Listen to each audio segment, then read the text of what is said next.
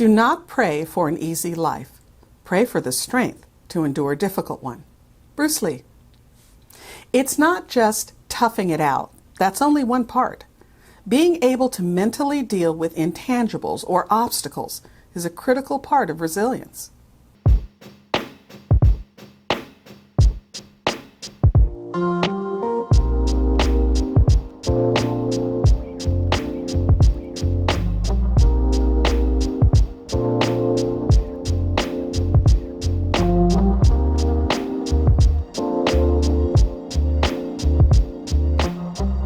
Hi entrepreneurs, I'm Vicky Brown, and you're in the right place if you want to engage your team, boost your business, and grow your leadership muscle. In fact, mental and physical well-being is the biggest factor in building resilience. If you aren't in good shape, if your body and mind can't react when you call on it to respond to difficult or stressful situations, well, then you're way behind the curve, and it's almost impossible to dig out, because you don't have any reserves to call on. You know, talking about resilience is all well and good, but if you don't have the mental and physical muscle to stand yourself up, you'll be running on fumes. And running on fumes isn't part of being resilient. I'll tell you, when I'm going through a period of not taking care of myself, not eating right or getting enough sleep, well, if I have a bad day in the middle of all that, it feels like a monster trying to devour me. I feel like there's no way out. Why is this happening to me? Why is everyone making everything so difficult?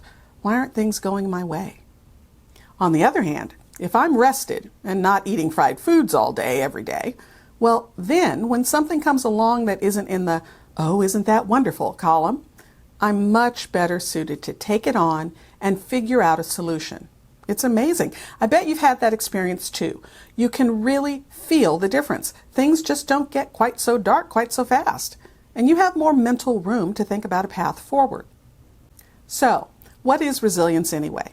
Well, a resilient leader doesn't get derailed and exhausted when they face a setback. When a business fire pops up, does it make you falling down tired, like you can't take on another thing? Does it pull you completely off track from what you were doing or going to do? Do you find yourself consumed by the issue with no brain power to get on to or on with the other things that need your attention? Well, that's the opposite of resilience.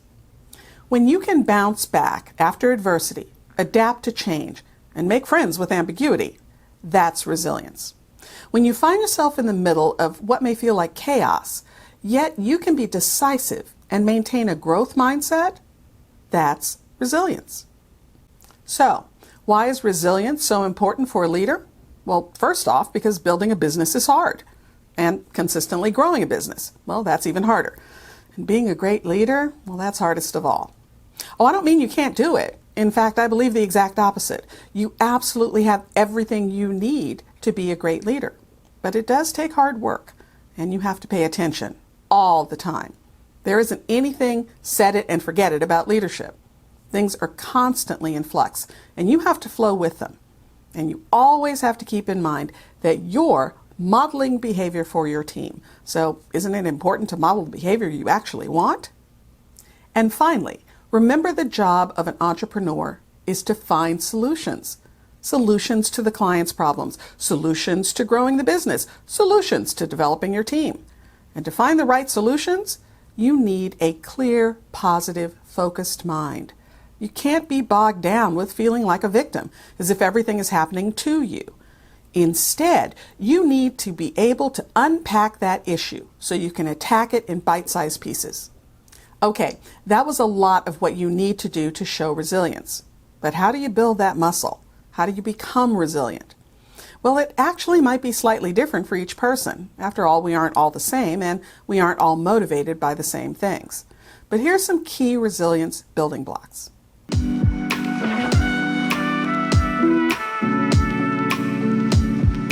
Develop and maintain strong relationships.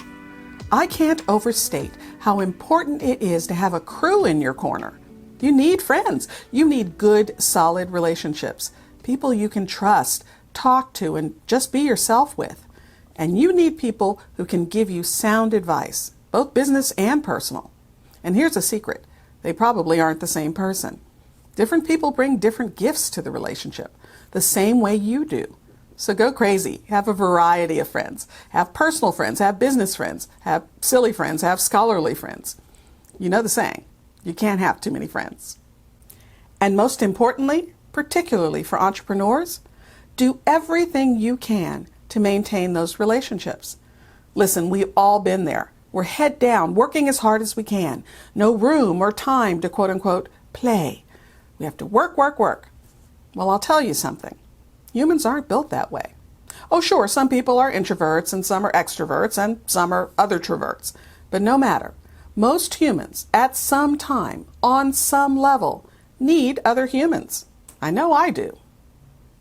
You know, there have been large swaths of time when I've let my work consume me and ended up badly neglecting my relationships. And I'll tell you, it was absolutely my loss. When I finally felt ready to reach out, they weren't as available. And even more than that, once I got things back on track, after a lot of apologizing, I realized that I had forgotten how much those relationships actually mean to me. Turns out, strong relationships are my #1 building block for resilience. After connecting, I feel stronger, better able to weather whatever storm, and it helps me put and keep things in perspective. Oh yes, strong relationships, I highly recommend them. Do you have a solid set of core beliefs? When you have a strong foundation, it helps you see the path forward more easily. You know the overall direction you're going, and you can keep a steady course. The issues that may come up here or there can be put in perspective. How or will they impact your overall journey? In fact, you might determine that they don't affect your overall goal at all. And if it turns out they will, well, then you can do what you can to move them out of the way or overcome them.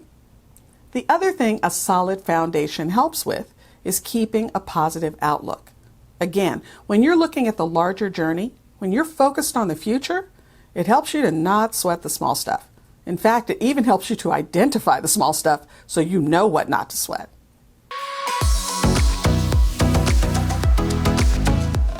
Grow and develop through continuous learning.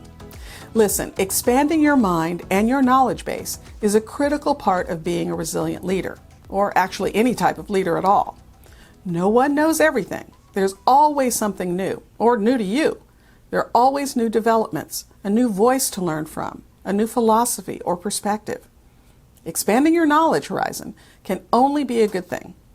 Now you'll have more ideas to put in play, more tools to work with, and it can spark your creative juices too.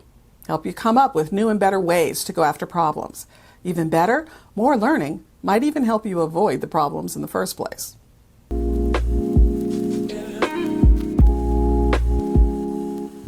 And finally, practice self-management. This takes me back to the original Bruce Lee quote, "Do not pray for an easy life. Pray for the strength to endure a difficult one." To endure, you'll need self-control. Don't just react all over the place, letting your emotions get the better of you. Not only does it not help, it can actually make problems worse. No one wants to follow a leader who's volatile, and you have no idea who you'll get when you approach them.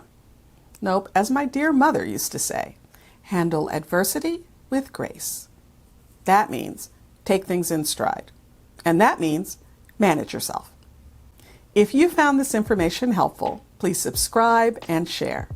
And if you're struggling with how to get your business off the ground and what comes next, check out the Leader's Journey Business Builder.